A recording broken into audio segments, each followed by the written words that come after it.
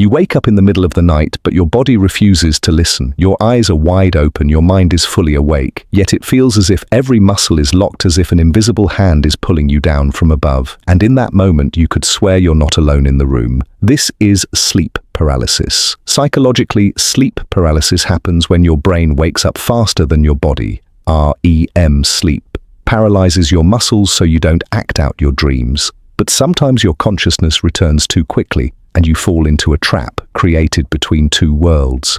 But what most people don't know is this sleep paralysis doesn't happen by accident. When you look at the research, you'll see that it's far more common in people living with chronic stress and tension, or in those who spend their days swallowing other people's words, unable to process their own emotions. Your nervous system never takes a break. It's constantly analyzing, constantly protecting, constantly waiting for something to go wrong. And the moment your body begins to rest, that same protective mind switches on at the worst possible time, in that thin space between sleep and waking. The shadow figures you see, the feeling of someone sitting on your chest, pressing down the whispers that seem to come from nowhere. These aren't visitors from another planet.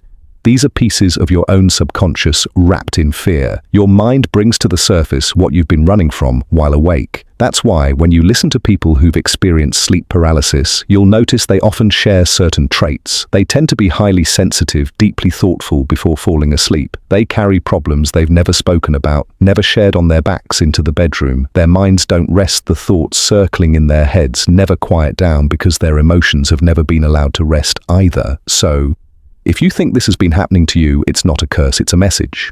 Your psyche is asking you to look at the things you've pushed into the dark. The pressure on your chest, that heavy feeling, none of it is a ghost, it's the weight of everything left unsaid. Next time if this happens to you again, don't fight it. Breathe very softly, move a single finger. Remind yourself that this is temporary, not permanent, because the more you fear it, the longer your nervous system stays locked. But the real work happens in the daylight. Don't forget to process what frightens you. Don't be afraid to speak the things you've buried. You have to let your mind feel safe enough to truly rest.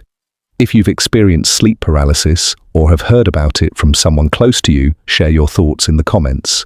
Maybe your story could help someone else understand it and find their way through it, because sometimes the most terrifying moments in the dark are simply our minds asking to be heard.